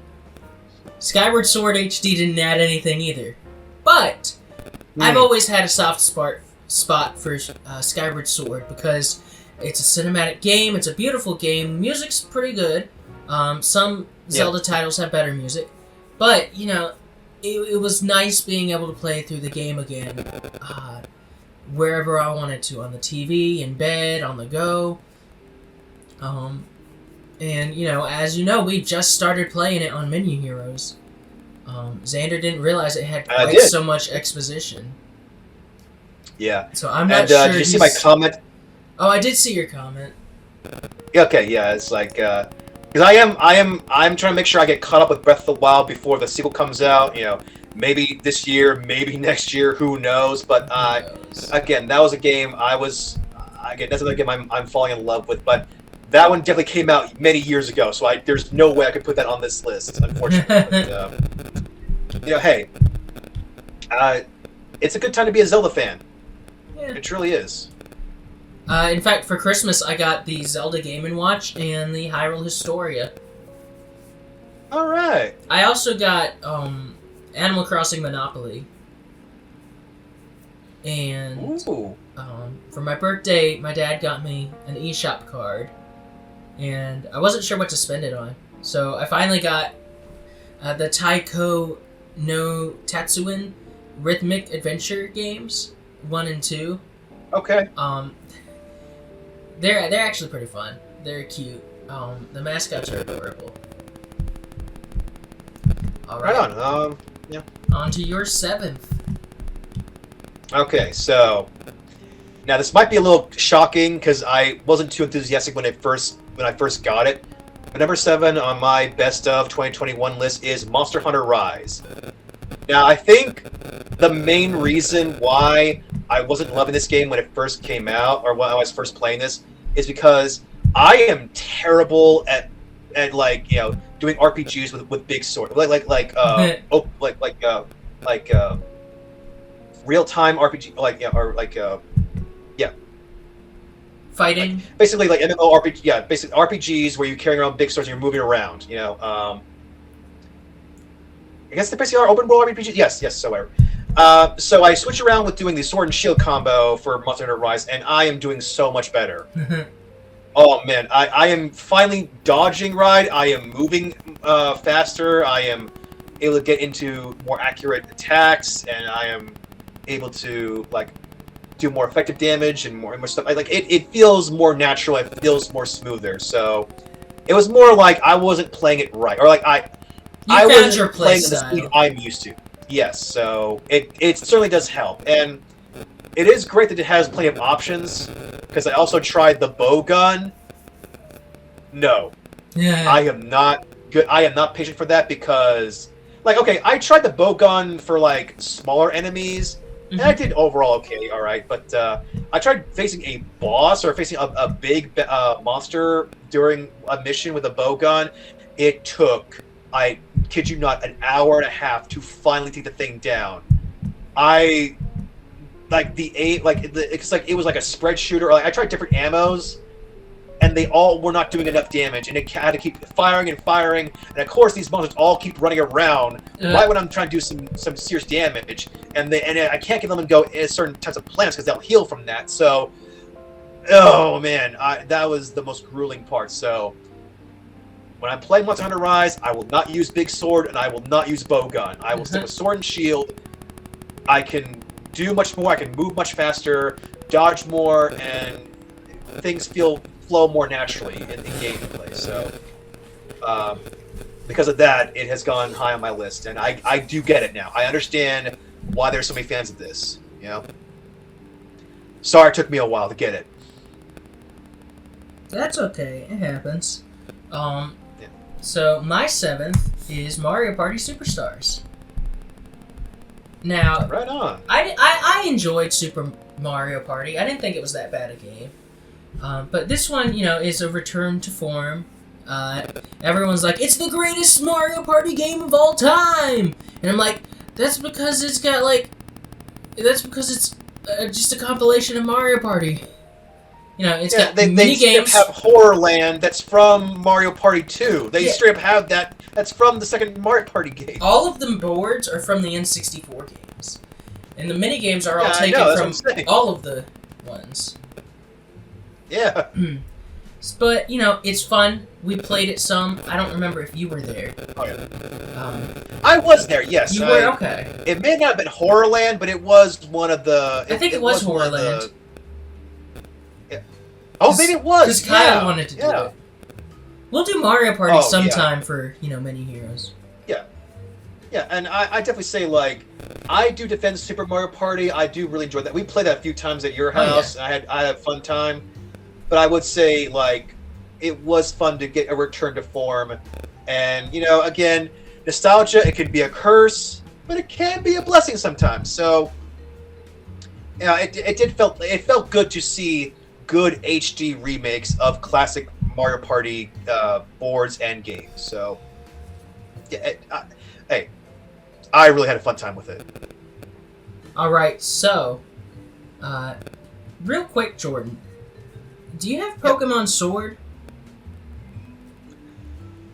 I tried the demo of it. I haven't gotten the full game of it. That's why, like, I did play it and I was sorely underwhelmed by it. But maybe that's just a demo. Maybe if I get the official game, maybe it'll be better. But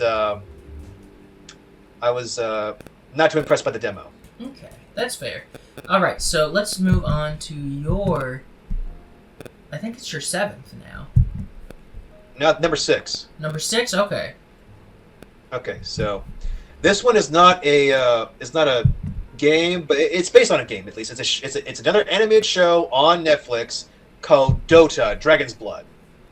Now, I for one am not an expert on Dota. I know it's a custom built game made off of Warcraft 3, and Dota has like blown up and become even more popular than Warcraft 3, or in some cases like as popular as World of Warcraft. In some cases, so. But even then, I'm not too familiar with that world or those characters. But this is an example of a show being able to best explain the lore, but in a way where you still have some good characters and you're following along with this and getting enriched into it. It's like again, the animation is very nice, very fluid, and it helps. It always helps to like your main character is voiced by Yuri Lowenthal. That helps a lot. He is definitely one of my favorite voice actors, and I'm already like excited and entrenched into this series, and I do look forward to more. All right. Yep. So number 6 for me is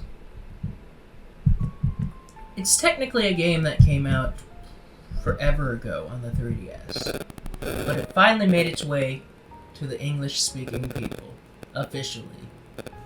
And that is the Great Ace Attorney Chronicles. I haven't played it yet, but it's an Ace Attorney game.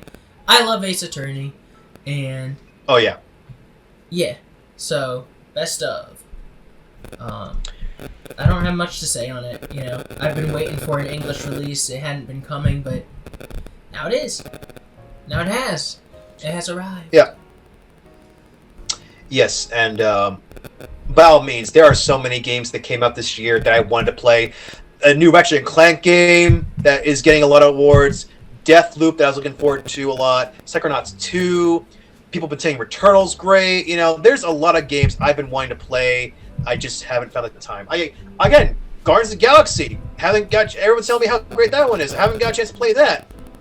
Super Mario 3D World, and the expansion, like Bowser's Fury. I might play it soon, but like also I gotta be careful with my money. So It's just there's so much, man, and I do feel kind of bad, but I have made my decision for my top 5, and here we go. All right. Number 5 for best of 2021 is Pac-Man 99.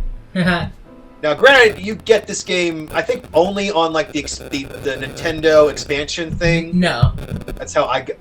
Oh, you can get it elsewhere? You can get it regular through the online. Through the regular online. There we go. Okay, Nintendo Online. Okay, sorry. Either way, once I found that game, I got addicted to it. I've been playing it almost as much as Animal Crossing, and again, I know it's just Pac-Man and Tetris 99 mixed together, but that's why you play it. It's super fun, and like.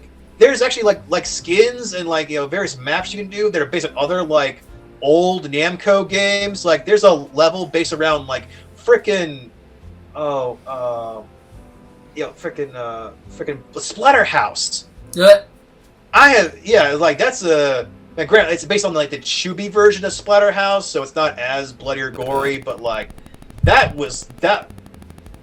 hit a nostalgia trip right there. Just like, oh man, I haven't seen Splatterhouse in years. And seeing a Pac-Man version of that game, like, oh man, that's fun. And by all means, it's like it's an addictive but still like rewarding and fun way to play Pac-Man. And yeah, I've always had a soft spot for Pac-Man.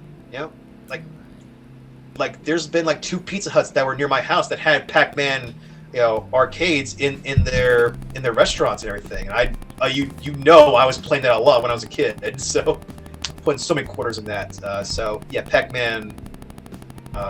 So I am very excited about this installment. All right, so let's just run through the rest of yours real quick, and then we'll run through the last 5 of mine. Enough. So next we've got Free Guy. Yes. Again, the top 4 are the things I've been talking about nonstop, ever since we started this podcast, or right when they came out. So, yeah, Free Guy, still a great movie. Rewatched it again, still love it, still charming. It's like Ryan Reynolds, like not being Deadpool, but like being his own new character, and offering references to video games, but doing it in a fresh way. And it's able to like build its own kind of world and have its own like fresh characters and references. And if you haven't seen it, please, I don't want to spoil anything. This is a fun experience to watch, and I was happy to see this in theaters.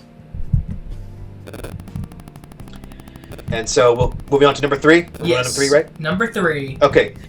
Number 3, the game I've been telling you all to buy, Death's Door. This is a great dungeon crawler. This is a both cute but morbid game about death and like existence itself, and like and Pothead. There's a character named Pothead. He's cool. It's both challenging but also like not too hard to understand. Like it's pretty easy to understand. This is like. Again, it's so good, guys. Oh my god. They should have won at least one award at the Game Awards, but it didn't. They didn't even mention Death's Door, and that's a crime. That's a crime against humanity. Death's Door is amazing. It's wonderful. It's great. And I want them to make more. But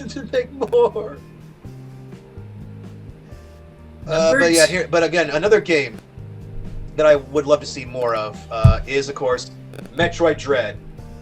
This was a great way to make a comeback. It has been way too long since another Metroid game, and this came back in the best way possible and embracing more horror elements. I mean, not bloody or gory or whatever, but it is much more suspenseful, much more again, it is dreadful. It lives up to its name. It's like a stealth kind of. Yes, more stealth elements, but still, like, it's not completely takes over the entire game. It is very much. It has some of the like classic, like Samus gets upgrades and beats up a bunch of like big aliens and everything. But of course, there's gonna be some stuff that she can't fight on her own. She's got to be stealthier and careful and quicker. And it all bounces so well, and the ending is great, guys. And it has me pumped to see this studio, Mercury Studios, I believe. Yeah, Mercury Steam. Sorry, Mercury Steam. Please, Nintendo, let them do more Metroids. Please let them do more Metroids. This was phenomenal. And finally, number 1 on Best of 2021 is Arcane League of Legends. And I realize how weird it is. I am giving so much praise and love and attention for something League of Legends related. But it really is that good, guys. This show... Gotta give credit where credit's due. It is like the prime example of how you introduce people to a world that is filled with so many characters and rules and lore, but it never fully alienates anybody. I truly again, somebody who the only thing I knew about with League of Legends was Jinx. That's all I knew about League of Legends. And even that I didn't really know she was a bad guy. Just like, oh, here's a girl who's kind of like Harley Quinn. She's got like 2 long blue pigtails. And seeing her backstory, what she goes through and everything, and the characters around her and everything, and also her sister Vi, which is also pretty cool. Like, it almost made me want to play the game League of Legends, but thankfully there are like spin-off games coming out, like Ruined King, that, again, another one I want to play, but I gotta save up money for, and there's gonna be a fighting game based around League of Legends that I'm keeping my eyes on. It looks really good. Like they've shown like little clips here and there that looks promising. This is how you get people excited for. And I'm hoping other companies, especially Capcom, looks at what's the team behind this show. Let's see here. What's the company's name?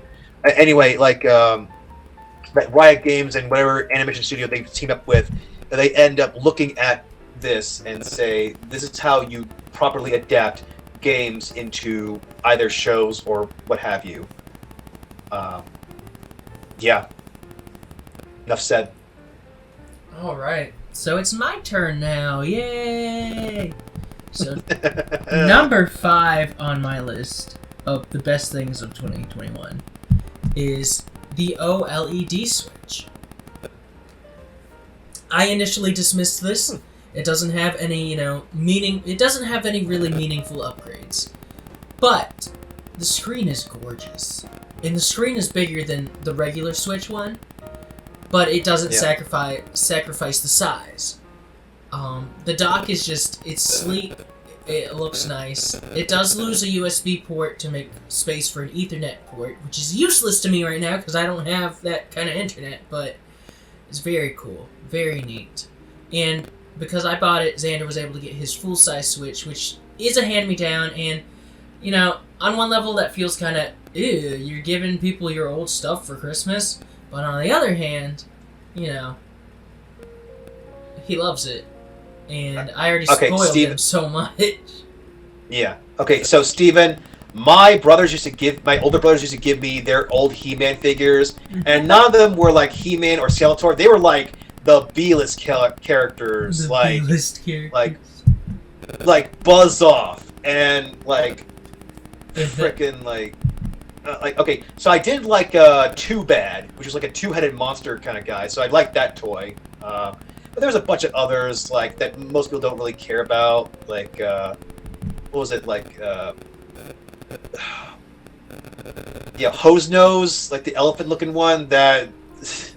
What? Oh yeah, and Stinkor. There's so many weird He-Man Mess Universe characters that that clearly they stopped caring about He-Man and they just gave the toys to me. And only one of them actually played with for a while. So you are a better brother. You are a good brother. Don't ever doubt that. So number 4, Resident Evil Village. So not only did this give us a oh man, where's my notes? A giant top vampire GF. It also marked another successful entry in the Resident Evil series. Yes, it did. It's the second original Resident Evil game in first person. Yes. The VR games are obviously in first person because they're VR, and you know what? Honorable mention to Resident Evil 4 VR because it's just neat. I can't play it because I get really bad motion sickness, but it's neat. Yeah, I tried VR once before. I really want... the little bit I played of the Iron Man VR game is pretty good. And finally there's a good Iron Man game, but it's I personally cannot do VR, unfortunately. Alright, so number 3 is something you actually mentioned briefly in passing. And that is Super Mario 3D World and Bowser's Fury. Yes. Now, I love this game. It was great on the Wii U, and I loved playing it on the Switch. I've always thought it was a fun, underrated Mario game. We might make a Menu Heroes thing for it with 4 players one day. Nice. Bowser's Fury is a good addition. It feels a bit stiff when you get used to the fluidity of controls in Odyssey. There's some moves that just don't transfer over. But it's still a great addition, and, the game is still great after all these years. Good. I think the only reason why I haven't gotten that game is because, I'm still behind on Mario Odyssey, and I also have the Mario 3D All-Star games, where I'm trying to play a bit of those old games. I mean, I played them all before, but, I want to relive them. Yeah. But I will soon get Super Mario 3D World, I promise. If you get it, we can play it online. Oh, nice. So number 2 is the Sonic the Hedgehog 2 trailer. I'm hyped for it. Oh, really? I loved the first Sonic the Hedgehog movie, and this was at a point of time where I wasn't impressed by Sonic the Hedgehog. But, this trailer, oh my god, I'm hyped for it. Xander and I are gonna go see it when it comes out in theaters. Yeah. And, yeah. Remember when I was like the biggest like Sonic the Hedgehog movie detractor? I was saying like, oh man, this movie's gonna bomb, this movie's gonna suck, this is another stain on the legacy of Sonic. I'm so sick of Sega just like throwing the name out just for whatever, for a quick cash grab.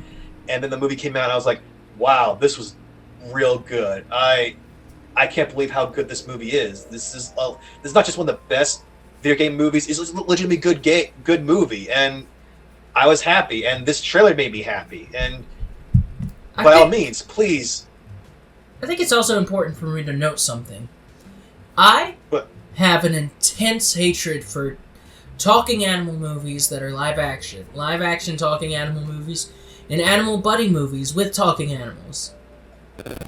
So the fact that I love Sonic the Hedgehog so much is, like, mind-blowing to me. I mean, I kind of feel you on that. This movie could have easily been Hop. You know, that Easter movie, Hop? Yeah, yes. They play it every year. Yeah, this movie, I kept thinking it was going to be that, but thankfully it's not. Thank God it's not. And, Jim Carrey as Robotnik is perfect casting. Fantastic casting. All right. Absolutely just great. And number 1 on my list, Deltarune Chapter 2. I love Toby Fox. He's a great composer. Oh, yeah. And, he makes fun games. He's wacky, He's got my sense of humor. And, this chapter delivered on all the hype, and it's not even the end of the story. Gave us some great music, gave us a lot of great characters. We met the Queen, who, I wasn't fond of her design at first, but I grew to like her. We got to see Noelle in action. It was cool. We got, the characters got developed some more, and it left us on a crazy cliffhanger. Like, holy crap. And it's just great to see that Toby Fox is not out of commission yet. Yeah, and I wish him the best of luck. And I think the only reason I have Deltarune 1 and 2, it's just like, okay, even though I know Undertale, I have witnessed so many Let's Plays and walkthroughs of Undertale before. I still want to find time to play the game outright, just so I have so I can say I have finally played it before I can finally move on to Deltarune. You've never played it? No, for Undertale, no. I've seen walkthroughs and Let's Plays. Interesting. So I know the story. I know what you need to do in order to get the good endings and what you need to do to get the bad endings. But, I have never played it myself. Something for Menu Heroes? So I want to... Ooh, yes. You voice act? Well, I pretend to voice act? Okay. Seems that could be the goal we could. Or, you mentioned Miitopia earlier. That one I would love to do voice acting for. Because, I have a pretty good narrator voice, It would be fun to include you in more projects. The only problem we run into is poor internet connections, and I live 2 hours away. Yeah. Once I graduate college, I'm thinking of moving back there, just because there's not much for me here. My family's here. I love them. I love them to death. But yeah. Oh yeah. I think I'll be happier in the city. Okay, well, I hopefully don't move just for my sake, No, not for your sake, for my sake. Okay. Fair enough. It's gonna get tricky when I do move, though, because that means Xander and I are gonna have to take I'm gonna have to be able to take, a couple days to just come down here and record a bunch of videos with him if we keep doing the channel.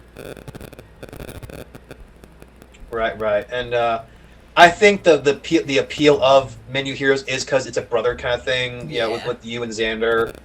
I know I see in the comments oh man, my ears, they're bleeding. I don't think I'll be able to hear ever again. Yeah, I do that, but it does. I can it does tell put a smile on that my face it's... seeing how excited you both are when it comes to these games.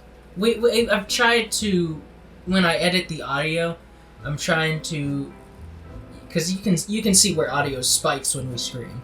I've tried to soften those so that it's not as harsh. And that, my friends, is the end of the first edition of Menu Heroes Digest for 2022. We did it! We did it, guys! It only took us 2 hours. Oh, man. We did a thing that so many other publications and websites have done. Okay. But we did it, and you're gonna hear our thoughts. Darn you. Whether or not you want to. We're sort of something of a publication ourselves. We're getting there. We're work in progress. Go see Spider-Man No Way Home, and until next time, stay cool. Don't watch Venom Let There Be Carnage. You're wasting your time and money.